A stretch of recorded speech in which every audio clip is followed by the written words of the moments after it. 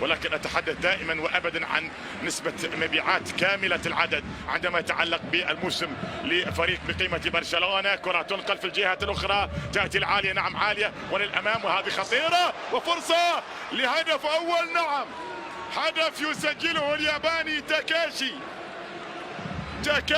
يتقدم ويسجل ويأتي بالهدف الأول. يتقدم إيبار كما ذكرت، فريق ما عنده ما يخسره، ما عنده ضغوطات اطلاقا، فريق ياتي بلا ضغوطات، ان فاز يكون ثامن وان خسر او تعادل يكون عاشر، ولكن ياتي الهدف الان يسجل من جانب ايبار، وعلى ايبار الان ان يتحمل ما بدأ. هو اللي بدأ وبالتالي عليه أن يتحمل بعد ذلك ما سيأتي. هذه الكرة اللي تابعها نعم الياباني إينوي تاكاشي، وسجل بالتالي في شباك شتيغن لأن يكون الهدف الأول في المباراة. كرة كانت صعبة للأمانة على حارس المرمى. يأتي الهدف الفوز، فقط 6 تعادلات 7 هزائم، والفريق طبعا عنده يعني من النقاط حتى الآن 54 نقطة. هذه كرة في المكان الخطير جدا، لا زالت المحاولة قائمة، هذه خطيرة، التسديدة قوية، جول.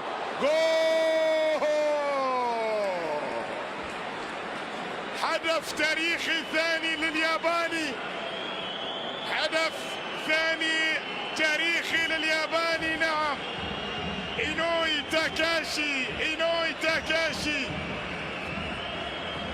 في ليلة موعودة بالنسبة له في الكامب نو. من كان يتصور ذلك؟ من كان يصدق ذلك؟ هدف ثاني للياباني، وبعض عشاق البلوغرانا بدأوا المغادرة. هدف ثاني لنادي إيبار، الفريق اللي بالفعل يلعب مباراة ربما العمر. كرة قوية لا تصاد ولا ترد من الياباني إينوي تاكاشي. هذا لاعب سعره بعد هذه المباراة، كم كان سعره وكم سيصبح سعره بعد هدفي الكامب نو. هذه الكرة نعم لا تصاد. شوف طيران شتيغن، وكأنه طبعا وكأن من البداية الأولى يقابل فريق فقط يخوض مباراته رقم 114 في الليغا انطلاقا من جانب ميسي. هذه خطيرة، هذه فرصة الآن للأمام، وفرصة جول. المدافع سجل لبرشلونة، المدافع هو اللي سجل، خونكا، لأن كل أقدام لاعبي برشلونة لم تسجل الليلة، فجاء الهدف بأقدام المدافع، بقدم المدافع. نعم، هكذا كان المرور، وبعد ذلك كانت لعبة نيمار. حاول المدافع إبعادها، اللي هو ديفيد خونكا هو اللي سجل في شباكه، وبالتالي الأمور الآن يقلص الفارق برشلونة، يعود برشلونة ولا زال متسع طبعا من الوقت الطويل. لا زالت الأمور عند الدقيقة 63، ولذلك تسمعون الآن للصيحات القادمة في المدرجات. أرضية الملعب إلى ضربة ركنية، 18 دقيقة. هذا الفريق سيقاتل الحفاظ على الفوز التاريخي، وسيحاول برشلونة الوصول، وقد وصل الآن. جول لبرشلونة، يعود سواريز ويسجل بعد مسلسل ضياع الفرص. يسجل برشلونة من كرة لعبت عرضية كانت راسية من الكاسير، والمتابعة هنا هو ضيع السهل في مناسبات عدة وسجل الآن، وبالتالي الأمور الآن تعود إلى التعادل المثير جدا، 2-2. يا لها من مباراة ويا لها من تحولات ويا أعصاب. اي والله يا قوة أعصاب. ضيع ضربة جزاء، ما شرد الآن، ما ترك الأمور، ما تراجع، ما قال لك والله معنوياتي ما تسمح لي.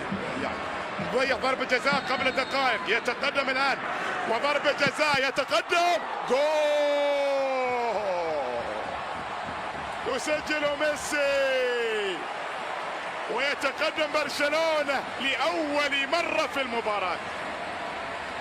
من أجل هذا الرجل، اي نعم، من أجل 3 سنوات في عيش وملح طبعا، وفي بطولات وفي ألقاب وفي كرة قدم جميلة، نعم في إخفاقات، لكن من قال بأن الإخفاقات يجب أن تلغى من قاموس كرة القدم؟ الإخفاقات هي من تعيد بعد ذلك الكيانات الكبيرة. وفي الحضور الأخير نعم يلعب من قوة شخصية ليونيل ميسي، ضيع ضربة جزاء في الشوط الثاني وتقدم الآن إلى ضربة جزاء. ووقف حديث اللي هو الرئيس عن جد شيء غير طبيعي ما يحدث الليلة. وهذه كرة وهذه فرصة، جول،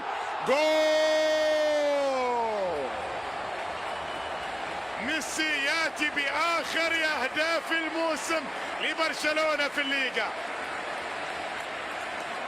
وتكون الأمور